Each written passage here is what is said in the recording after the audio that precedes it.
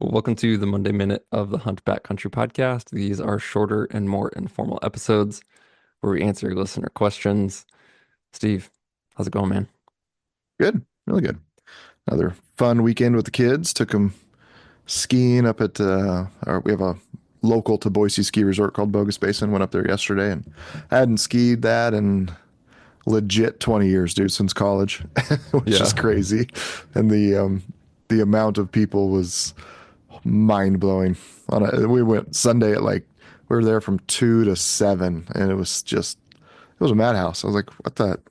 Yeah, but kids had a blast. They're getting better and better on the skis every time we get them out and having a lot of fun. Nice. Do you feel like an old man like the next morning after you ski, or do you feel pretty good? You know, yes and no. Yeah, I'd say much better than expected. But I've Yeah. also been significantly better on we were talking about knee pain and stuff like that. So just some of the workouts that heck you showed me a year or two ago, just doing in the garage there. I've been doing those 3 to 4 days a week, and I think that helps a ton. Just lunges and those Bulgarian split squats, and Hmm. um, there's probably 5 or 6 different ones I've been doing. So yeah, I think they help a lot. But yesterday I was, my boy is still like he has no fear, and he's just like me because he's like, um, he just gets bored pretty quick. So I mean, even though he can't actually, oh, he was by the end of the day yesterday, but at the beginning of the day, like he can't just get off the lift and ski down to the bottom without crashing or getting out of control or whatever. But he just I'm like, dude, we gotta learn to stop and turn and do this stuff. He's like, no, Dad, I just want to go off the jump. So I just like there was Yeah. kind of this big bank, and he just wanted to like ski up the side of it because he saw some bigger kid do it. It's just like, yeah, it's freaking awesome. But yeah, to start the day, like I have this kind of like rope thing that you put it's literally like a jump rope with a handle on each end, and he puts that around his waist, and I ski behind him, and I'm freaking doing a wedge, doing the pizza shape the whole way down the hill, and my hips were cramping up, and it was kind of brutal.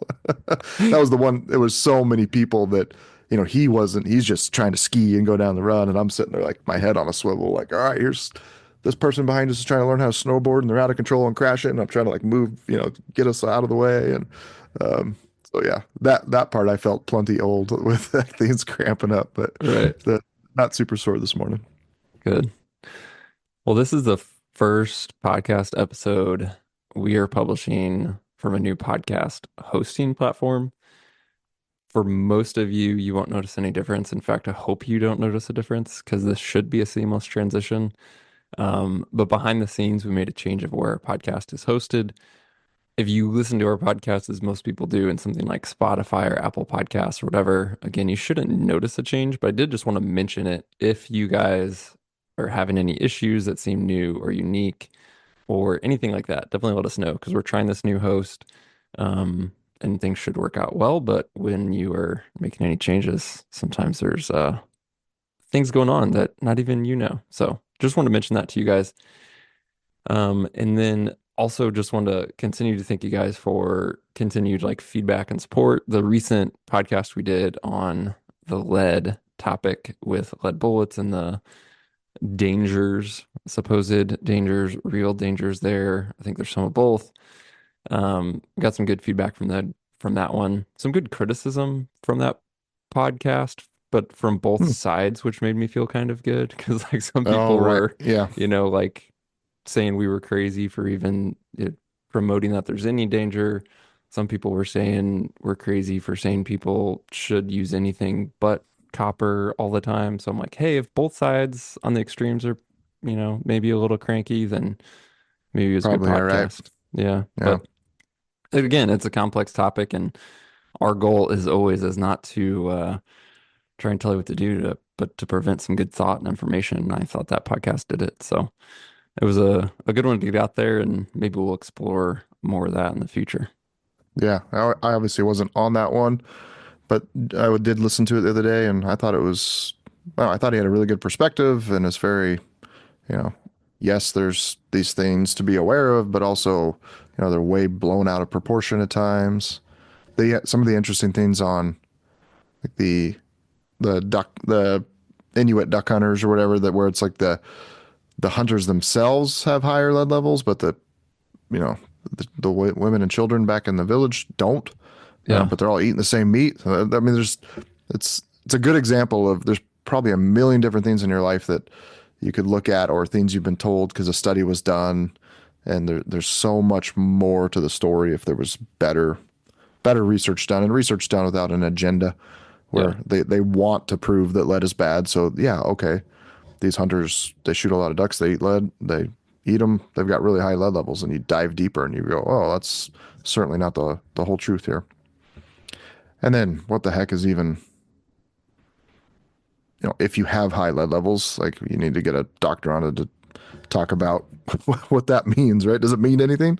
Yeah. Um, I mean, how high does it have to be to cause adverse effects in your body? I have no clue. Yeah.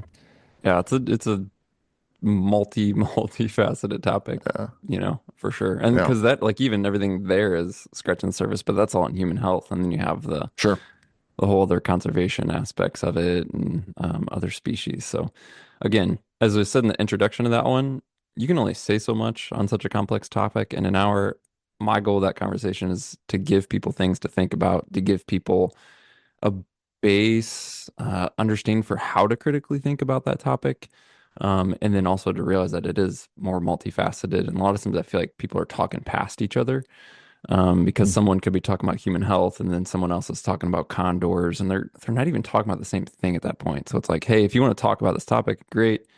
We need to get on the same page and actually talk about what aspect of this topic we're talking about. So yeah, again, I thought that was I just really appreciated Jim coming on and sharing that with us for sure.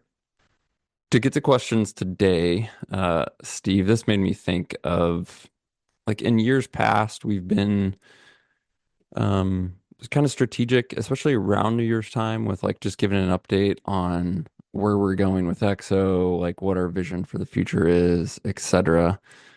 We didn't do that right now at this time of year, but this question made me think of it a little bit and just wanted to hear from, you candidly. Obviously, you and I have these conversations all the time, but just to let people in and know where things are at. This guy wrote in and said, I love all the content you guys put out with the podcast. It feels so genuine compared to the multitudes of hyper commercialized hunting companies that only care about revenue. It seems like once hunting companies grow and expand, they all get bought out, and then quantity takes precedence over quality. Will that ever be a discussion or possibility in the future with EXO?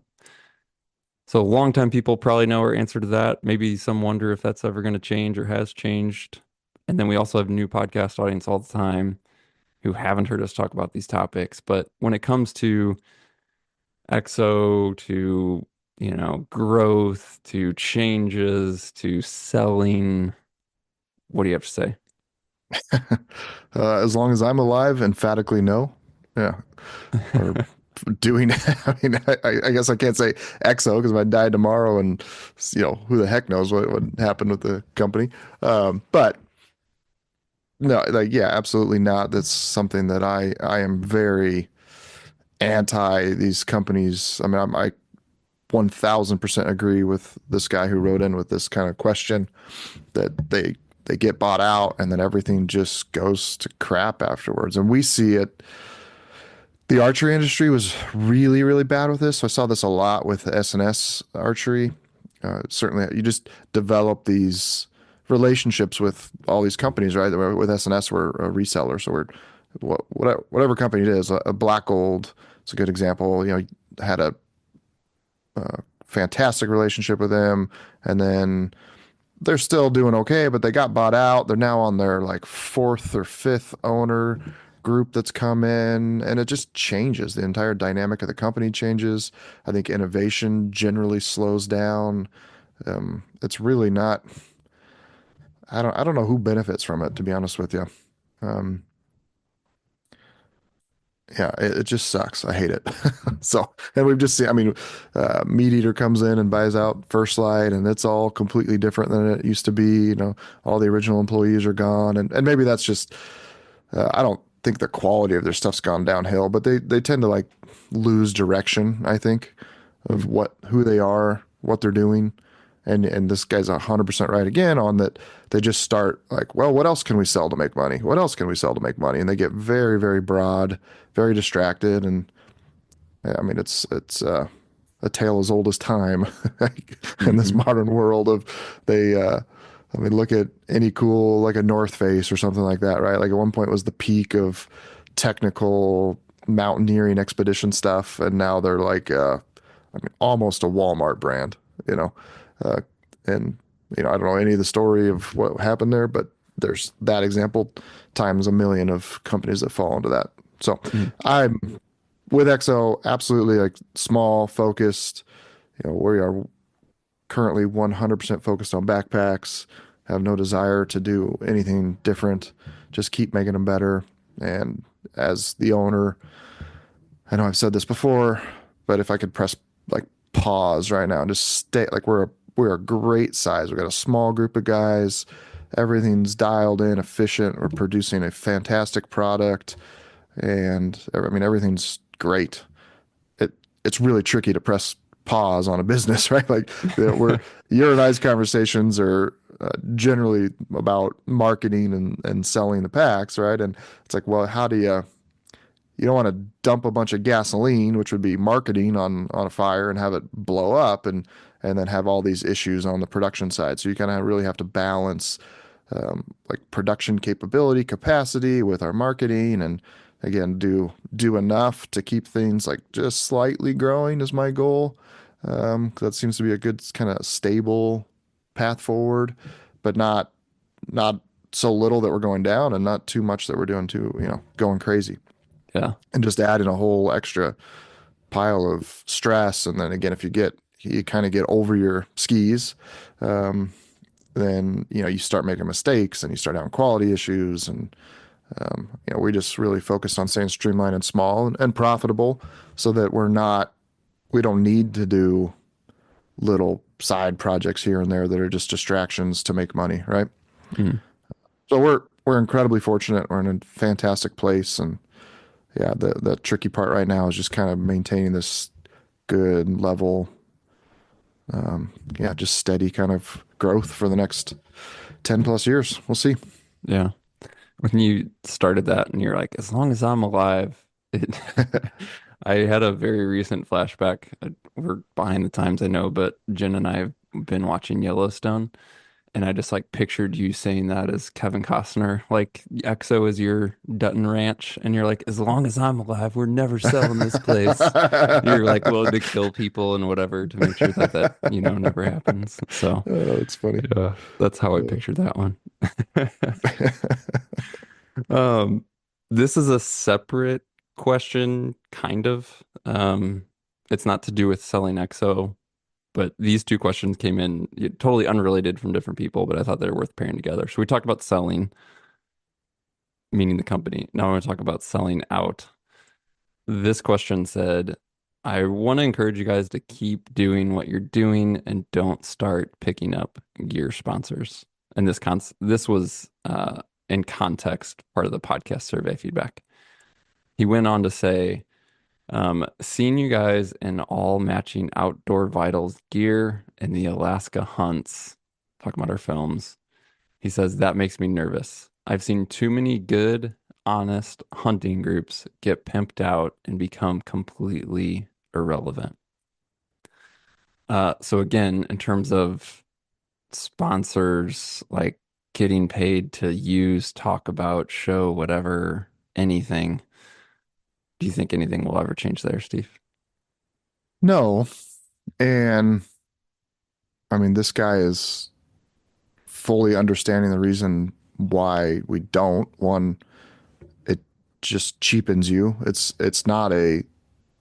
a short-term revenue thing, but it's not sustainable, right? Because if you are so and so influencer or TV show personality and hey, this is the best product ever. You need to buy this product, and you're pimping it out. And then the next year, that company decides to no longer sponsor you, maybe you become less relevant, so they don't want to pay you any more money, or they go out of business.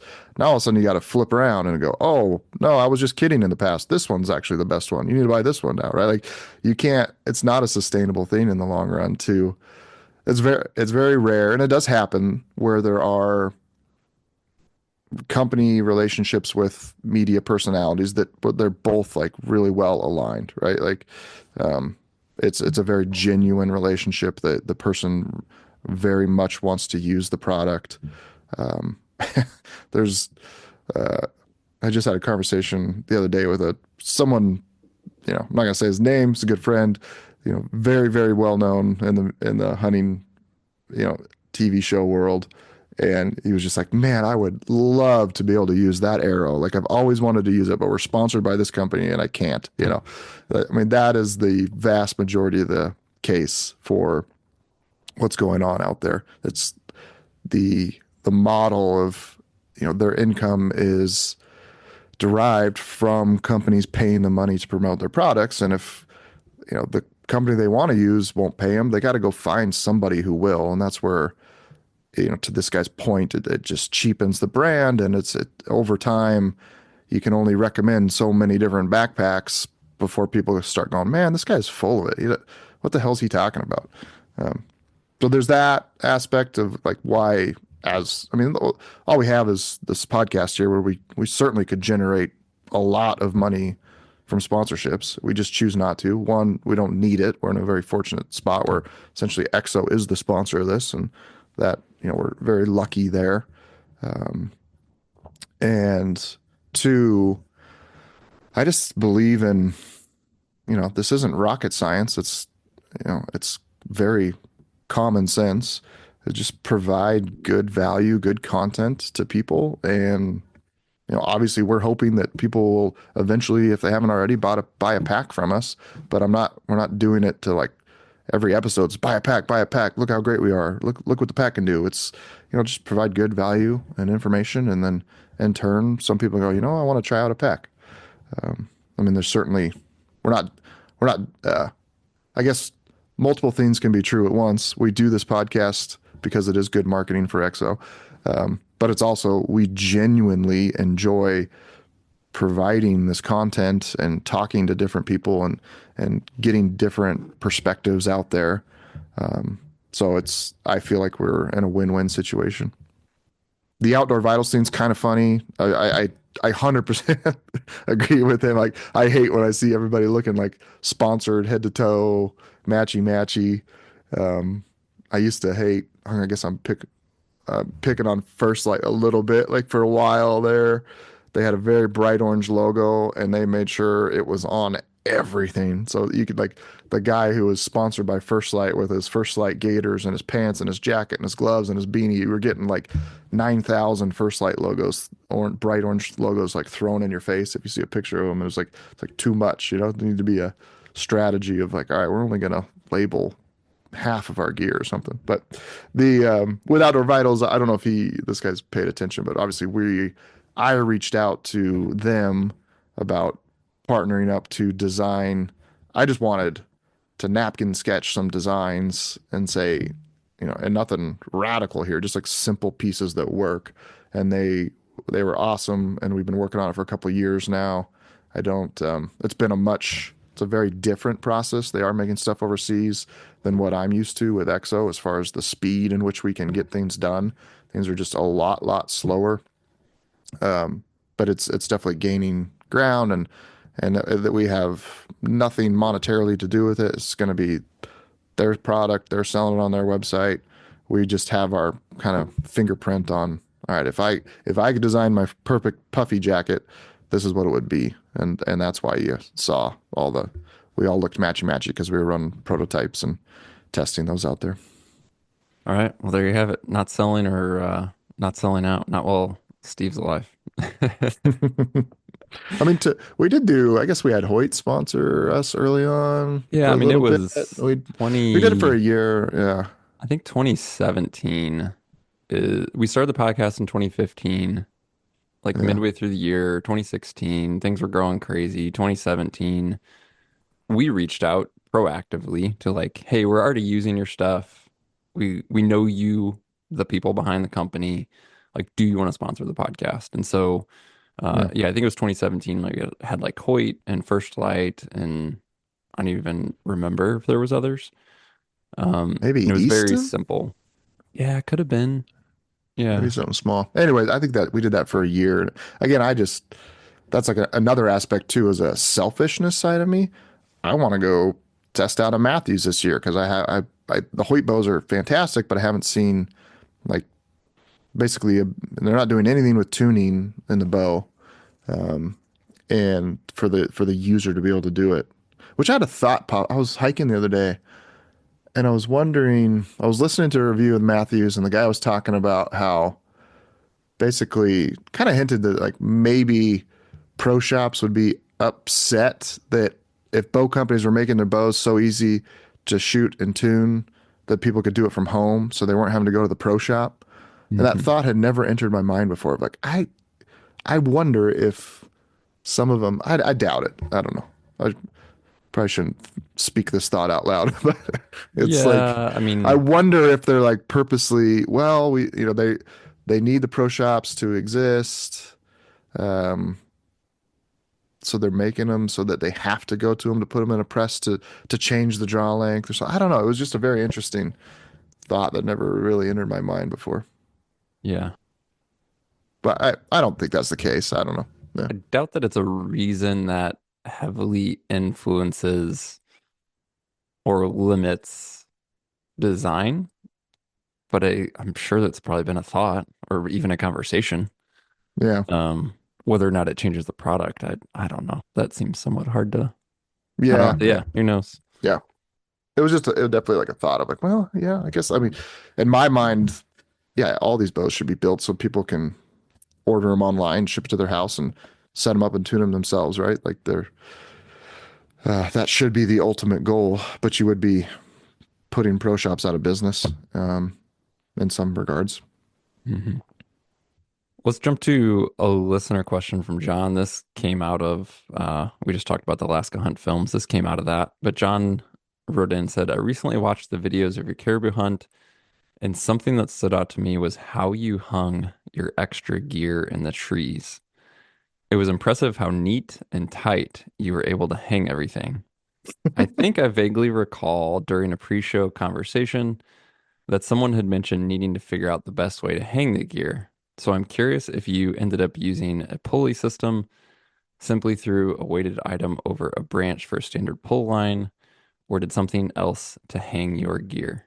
And if you did use a pulley system, what type of setup have you found to be effective and light for packable use? And then John, like, he included a photo with his email, and some people probably may or may not have seen in the caribou hunt. We had at least a half a dozen full dry bags, plus rafts, plus PFDs. I mean, just a massive amount of gear all up in one tree. It was nice and neat and tight. And Steve, talk about the tree monkey because that is the secret to our success in that regard. Yeah. Luckily, we had Justin there, man. We just started calling him Tree Monkey and like, hey, Tree Monkey, get over here. You know, it's pretty damn funny. Um, yeah, no, Justin was just scrambling up the tree and climbing like he was 12 years old and hanging everything. I didn't want to do it, you know, like a fall and break my back probably. Yeah, Luckily, he was there. I'm sure one of us would have just taken on the role if he wasn't there, but I was certainly glad that he was there. right. Uh, I brought that up one because it was funny. Like I just had to laugh reading that. yeah. And two, I do, for future trips, not just in Alaska. I mean, this comes into certain contexts with plenty of hunts, like hanging quarters and whatever. Sometimes it's easy, you have good access. Sometimes it's more or less important based on where you're at in terms of predator activity, brown bears, etc. Um, he mentioned a pulley and then a lightweight system that's packable. And it's tough to beat. Wiser Precision came out with what they call their pinch pulley. And for people who haven't seen it, I just wanted to, mention it and tell you to go check it out. It is a cool system for exactly what John was asking about. Something light, simple, packable. You don't feel like you're, packing a bunch of equipment or unnecessary weight. Um, his pulleys that work with that work with 550 cord are like zero point 0.2 ounces, and a cool little setup. Beyond saying, "Hey, check these out," I think this is another perfect scenario where it would be you have the equipment, but you need a skill and you need a technique to go with it. Hmm. And this is like a great thing in the off season. If you go like, sure, go ahead, go over to Wiser Precision, buy the pinch pulley. But if you just throw that in your kit and never use it, practice with it, get a feel for the best way to use it effectively, you're going to find yourself out there in the field, may or may not be able to actually get done what you're trying to get done, even though you have this pulley. So I just think it's a great example of here's a cool piece of gear. Sure, go check it out. But it's also a great excuse to get out, to learn how to use it, to try different setups and techniques, and something you can do in the off season. That's actually going to be really helpful. So pinch pulleys are great, but I would say go actually play with one, learn how to use one. And I'm Yeah, I wonder if somewhat saying that to myself too. yeah, no, does Shane have any videos on? So I've He got them. does. I'm literally the person you just described. Threw them in the pack, threw some cord in the pack, and then when we were on the caribou hunt, when we got down to when we packed out all the bulls and we were upriver, we there was a good pole up there that we used, and I was sitting there just fumbling around with it for 20 minutes, like, oh, what's going to be the best way to do this? I had I must have no been idea. busy because I Yeah. didn't see you fumbling. I just like Oh, you got it out, I left, and there was stuff hung. So yeah, you fooled yeah. me. Well, I definitely I had never even touched them. I was sitting there looking at the pulley and the rope, like, how the hell? All right, this should work. And it tried and it worked, but it Yeah. wasn't like, yeah, it wasn't. I knew exactly how to do it. Yeah, I got a Yeah. hell. I probably forgot how I did it. I kind of remember, but yeah, you need a lot more cord than you think because you had to run to get the pulley up Yes. high. Yeah, you need a lot more cord. We need to talk to Shane. We need to get him to do some videos. Yeah. Yeah, he has a super simple video on his website. I'll hop over to his YouTube channel and see if there's others here. But um yeah, I just think again, it's a scenario where it's like, oh, I have this cool thing, but what do I actually do with it? And what's the best way to do it effectively? But yeah, great question there for Yeah. sure. Or just have a tree monkey. That's fine too. Oh, tree monkey. Yeah. We did. I don't know why this reminded me of this, but this goes back to this. Well, yeah, we like as a proof that we're not doing sponsorships. We did have a rifle company reach out and just wanted to provide everybody at Exo Rifles to use on all of our content and stuff like that, and I turned it down. Like no, You like we got didn't even ask me? no, I didn't even ask you. Um, like custom high end rifles, and I was like, no, everybody wants to shoot what they want to shoot, and some guys like this and some guys like that, and so thanks, but no thanks. Let's just say theoretically I wanted to ask that guy a question though. Do you have his contact info? Oh, Nope. goodness. Nope, no, I sure don't. Okay. Let's do one more question, Steve. Zach wrote in and said, I'm listening to your Bino episode for the second time. He's talking about the conversation from the Experience Project. He says he has a question regarding the 8x32s or the 8x42s, specifically in the NL Pure line. He's seen that the 8x42 has a slightly wider field of view than the 32 objective, and obviously comes with somewhat of a weight and size penalty on the 42s. He says, do you feel like there would be any significant difference in the effectiveness of hand holding either bino? And what about low light performance? So he's just trying to gauge, other than the stats he can see on size and weight and field of view, which might, be the best for him. Just to add some context, he kind of is hunting all over. He hunts back east for whitetail. He goes out and backpack hunts out west. And he did say that when he hunts out west, he typically does pack a tripod to use as well. So, Hmm. yeah, what would you either ask or recommend or steer Zach to consider on the 32s or 42s? So 8x either by 32 or by 42. Yep. Um, yeah, like my favorite. pair of binoculars I've ever had are the 8 by 32 ELs. Just as far as like yeah, I have not grabbed Pures just because for the last, since they've come out, I've been running the 8 by 42 EL ranges. Um, and I think I took yeah, I've used the Pures on a few little hunts, but just grabbed like the 8 or 10 by 42s that we probably had in the shop. But the sure on paper and in a lab, you could measure that the 42s gather more light. Like there's no one's going to argue that point. In the field, real world, you would, they are so phenomenal that even with the 8 by 32s, you are never going to be like, oh, I wish I had more light, right? Like you would certainly run into that case with some cheaper, inferior binoculars. Something if you went to, spend just a couple $100, or, there's even, I'm sure there's six, seven, $800 pair of binoculars out there, but they're not, those 8 by 32 pures are going to be, I mean, it's going to be not with your naked eye, you're gonna like look at a hillside and go, yeah, it's way too dark to shoot right now. And then you put up your binoculars and it's like you turn a light on, right? They're gonna be brighter than what your naked eye has seen. You're gonna be able to see way more than you ever need to. So if it was me, I would go with the 32s, slightly wider field of view. The biggest advantage, I like the smaller binoculars, just putting in and out of a chest pouch. They're lighter weight, they're more compact. There's absolutely no downside to going from that 42 to 32, in my opinion. He mentioned hand holding the at first I was like, I don't know that I'd notice much of a difference there, but one scenario as I thought about it, archery elk hunting, you have a bow in a hand and you're pulling up the glass. Like with archery elk hunting in general, there's been archery elk hunts I've done without using binos. Just because Hmm. if I'm in certain terrain and I know the area well, I just know like binos could be handy in some situation, but most likely they're not going to be for this hunt in this area in this day. And so in general, I want to carry less weight, less bulk in a bino for archery elk hunting. But also going back to hand holding, I was more thinking of this one hand hold of I do want to scan ahead. I do want to look ahead. It's not this long, big glassing session. And I do think the 8 by 32 is just, again, the slight weight and size savings you get from that make them a bit, I don't want to say more effective, but more comfortable for me to use in the situations Hmm. where it's like my bow's in my hand. I'm grabbing my binos out one-handed.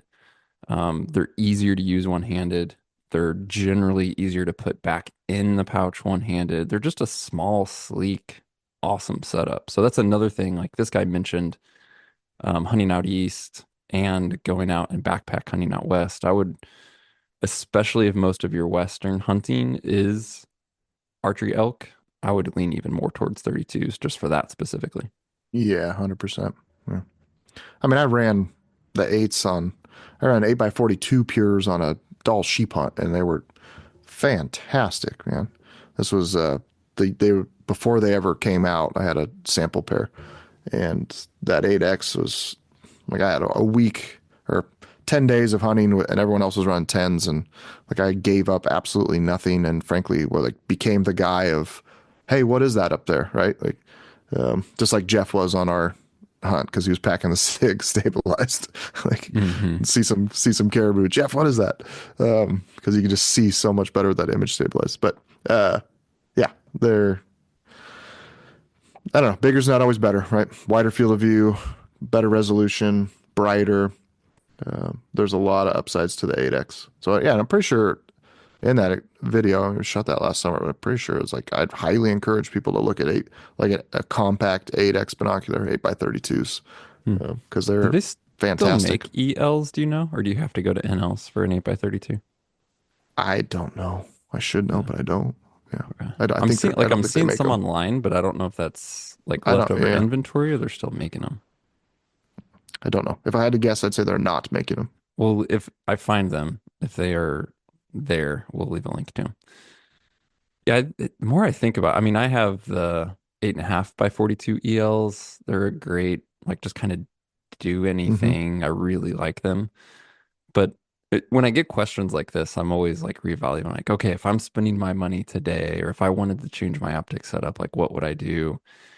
And I think the 8 by 32s and then a higher, like, go to the 12 Sig Zulu 6s could be a really cool Mm, Bino combo to have. Like, again, hmm. going back to archery elk, you got these 8 by 32s or just other situations. But then when you want more open country, you want to extend that range a little bit. You're on the move, like having that higher zoom with stability of the sixes, the Zulu sixes could be cool. Or just be Steve and grab whatever you want whenever you want from SNS Archery. That's cool. Yeah, pretty dang lucky, man. Okay, well, that's a wrap on this one. Thanks for sending those questions in. We'll be back this Wednesday with a full length episode, and then again on Monday with a Monday Minute episode. If you have any questions you want to share for a future Monday Minute episode, just send an email to podcast@exomountgear.com. And if you haven't yet signed up to get future episodes of the podcast automatically for free, just hit subscribe or follow in your podcast app. And you can always go to exomountgear.com/podcast for the hundreds and hundreds of archived episodes. And you can browse by category, search by keyword, and more while you're there. Thanks for tuning in. We'll talk to you soon.